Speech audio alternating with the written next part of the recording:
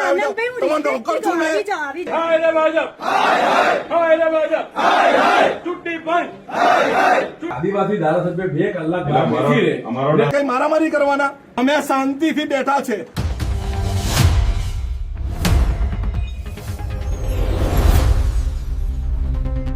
પહેલા જિગ્નેશ મેવાણી અને હવે ધારાસભ્ય અનંત પટેલનું પટ્ટા ઉતરી જશેનું નિવેદન સામે આવ્યું છે. એસઆઈઆરમાંથી નામ કાઢવાની ફરિયાદને લઈને કોંગ્રેસે નવસારી કલેક્ટર કચેરી ખાતે ઉગ્ર વિરોધ પ્રદર્શન કર્યું હતું.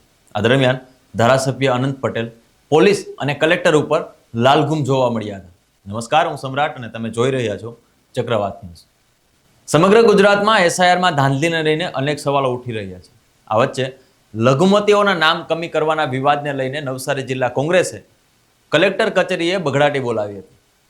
ધારાસભ્ય અનંત પટેલ સહિતના નેતાઓએ કલેક્ટર ઓફિસ બહાર ધરણા કર્યા અને કલેક્ટર અને પોલીસ વિરુદ્ધ સૂત્રોચ્ચાર કર્યા હતા. કોંગ્રેસના હોદ્દેદારો કાર્યકર્તાઓ આવેદન આપવા પહોંચતા જ કલેક્ટર શિપા આગળ મિટિંગમાં હોવાનું જણાવવામાં આવ્યું હતું.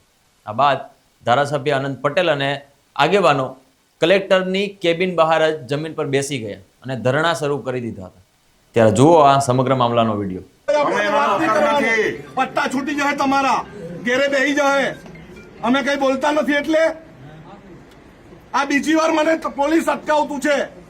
હું એસપી ભાઈ જવાબ માંગા ને વિધાનસભામાં બી આ 16 પછી બળે તમને.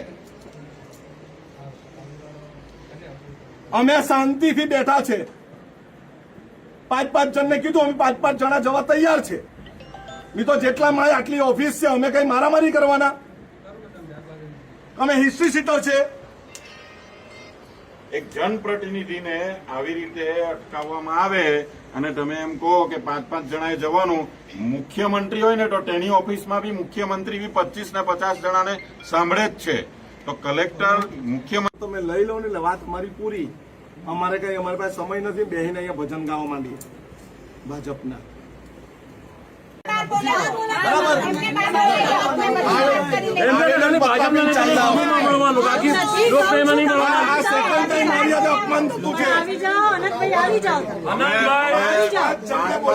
આવશે અને અમારા ધારાસભ્યશ્રીનું અપમાન અમે કદી ચલાવી લેવાના નથી. ધારાસભ્યશ્રીનું અપમાન હું તમે ઊંચા અવાજ આનંદભાઈ આવી જાઓ, આનંદભાઈ આવી જાઓ. તમને નોકર છું મેં, નોકર છું તમારો. તમે કીધું 5-5 જણને લેવાનું છે. 5-5 જણા જ આવીશું.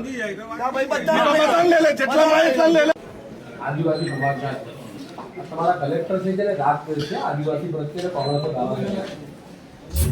મારા નામ જે કહ્યું કે અસલામભાઈ કહેતો હતો. આ મુદ્દો આનંદભાઈ તમને પણ વિનંતી કરું વિધાનસભામાં ઉઠાડજો. બીજી વાર ભારતીય જનતા પાર્ટીના એજન્ટ છે. એ કલેક્ટર નથી, એ પોતાને નવસારી જિલ્લાના મહારાણી સાહેબ સમજે.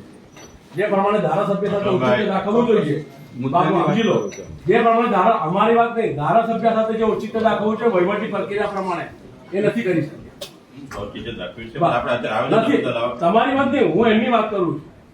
એમને ધારાસભ્ય પ્રત્યે ઉચિત રાખવું જોયું એ નથી રાખ્યું. ના ખાલી અમારી નોર્મલ રિક્વેસ્ટ છે. અમારા જનપ્રતિનિધિ છે, જનપ્રતિનિધિને મળવા જવું હોય તો પોલીસ ત્યાં અટકાવે અને એમ કે 5 જ જણાએ જવાનું, એટલે જે પીડિત છે જેઓ રજૂઆત કરવાના છે એ 5ની જગ્યાએ કદાચ અમે એમ કહીએ કે મુખ્ય આગેવાનો છે 10 જણાને જવા દો, તો ના 5 જ જણા જવાનું. એટલે એ કોઈ કાયદાની જોગવાઈ મુજબ છે કે પછી જનપ્રતિનિધિને રોકવાનો પ્રયત્ન છે? આ તો એકવાર નહીં, બીજી વાર આવું અપમાન કર્યું છે અને બીજી વાર અમે નીકળી ગયા. આદિવાસી ધારાસભ્ય 2 કલાક બેસી રહે. અમારો ધારાસભ્ય આદિવાસી છે એટલે આવું વર્તન છે, કોંગ્રેસનો છે એટલે આવું વર્તન છે. એ ધારાસભ્ય કે સંસદ સભ્ય ચૂંટાયેલો જનપ્રતિનિધિ આવે એટલે એને બાણાગઢ લેવા આવવું પડે. તો આ બાણાગઢ લેવા આવવાની તો વાત જ દૂર છે. એની સાથે અપમાન જે કરે કઈ તમારે ચેન્જ કરવાનું? હે આ એનું નહીં, આખી કોંગ્રેસ પાર્ટીનું અપમાન છે, ચૂંટાયેલા તમામ જનપ્રતિનિધિનું અપમાન, આખા બંધારણનું અપમાન છે, સભાનું અપમાન છે. આ વહીવટી યુપીની જીપીએસમાં સ્પષ્ટપણે દર્શાવેલો કે કોઈ પણ ધારાસભ્ય કે સાંસદ આવે તો કલેક્ટર કે કલેક્ટર અધિકારી ખુરશી પરથી ઉભા થઈને એને ઔચિત્ય દાખવવું જોઈએ કે આવો ભાઈ એને બિહાડવું જોઈએ. તો એ તો બોલાવવાની વાત જ દૂર છે કે જાણે એ તો એમ જાણે કે એસટી સીટર છે. આપણે ડોન છે નવસારી જિલ્લાનો આ માણસ એવી રીતે વ્યવહાર કરે. લાખો લોકો ચાહે સાહેબ ખાણા ખનીજના ચોર આવીને બિંદાસ મળતા હતા. અને જે સારા લોકો હતા બિચારા બહાર બી આવી રીતે બેઠા થોડી ચાલે આવી રીતે આપણે તો સાહેબ એક જ છે, આપણે તો કોઈ એવું મળે નહીં કે કોઈ કલેક્ટર કચેરીમાં કોઈ હંગામો કર્યો હોય, કોઈ મગજમારી કરી હોય, કોઈ અધિકારીનું માન સન્માન નહીં જાળવવું હોય. બીજી વાર એવું થયું ને પોલીસના એમ જ કહે કે 5 એટલે 5 જ.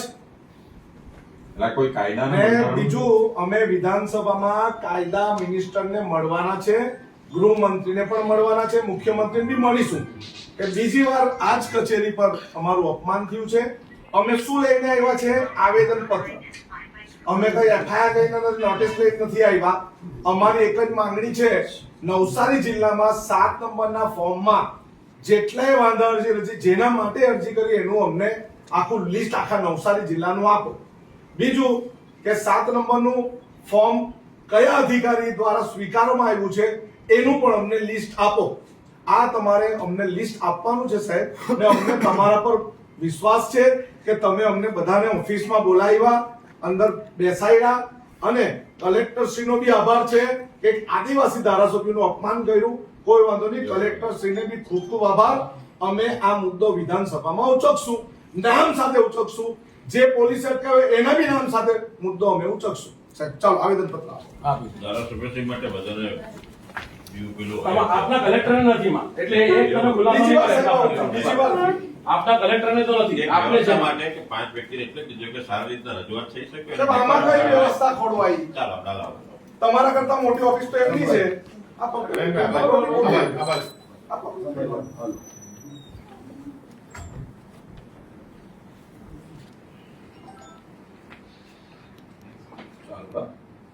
અમારી માંગણી લાગણી ગુજરાત મેડમને કહેજો ને અમને સાહેબ લિસ્ટ તમે અઠવાડિયામાં આપો. અમે પાછા હવે લેવા આવશું. જે પણ અધિકારી ઓસી પર સાઈન સ્વીકારનાર કર્યો છે ને સાહેબ. સાહેબ. चलेगी नहीं चलेगी नहीं चलेगी हाय रे भाजप हाय रे भाजप छुट्टी बंद छुट्टी बंद हाय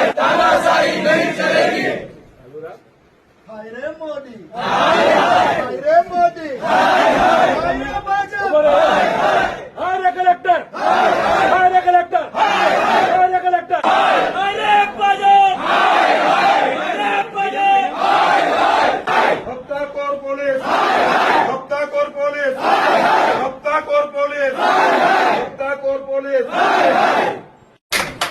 બિલ્ડરોને ખોળામાં બેસાડવાના, ગુંડારાડીઓને ખોળામાં બેસાડવાના, પણ આપણા જેવા ગરીબ નલ્લા વર્ગને બહાર બેસાડીને રાહ જોવડાવવાની. હમણે લાલવાની આવ્યા હતા, પ્રેમચંદ લાલવાની, તો મેડમ ગાડી ચાલુ કીધી ઉઠીને આવી જશે. આપણા માટે થોડી અવાય હવે. આપણે તો અમે શાંતિથી બેઠા છે. 5 જણને કીધું, અમે 5 જણા જવા તૈયાર છે. નહીં તો જેટલા માય આટલી ઓફિસ છે, અમે કઈ મારામારી કરવાના? અમે હિસ્ટ્રી સીટર છે.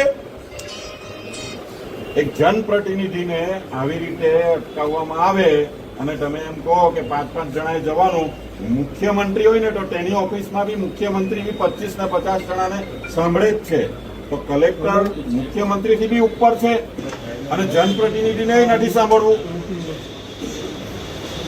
કોંગ્રેસના કાર્યકર્તાઓએ હપ્તાખોર પોલીસ અને ચૂંટણી પંચ હાય હાય જેવા નારા લગાવ્યા હતા. આ દરમિયાન માહોલ એકદમ ગરમાઈ ગયો હતો અને કોંગ્રેસના કાર્યકર્તાઓએ પોલીસને પટ્ટા ઉતારી લેવાનું નિવેદન પણ આપ્યું હતું. જિલ્લા કોંગ્રેસ પ્રમુખ શૈલેષ પટેલે આક્ષેપ કર્યો કે વહીવટી તંત્ર બિલ્ડરો અને ધંધાદારીઓને ખોળે બેસાડે છે. તેમણે કહ્યું કે જો ભાજપના કાર્યકર્તા પ્રેમચંદ લાલવાણી આવ્યા હોત તો કલેક્ટર મેડમ મીટિંગ છોડીને તેમને મળવા આવ્યા હોત, પરંતુ અમારી સાથે ગરીબ લોકો છે એટલે તેમને રાહ જોડાવવામાં આવી રહી છે.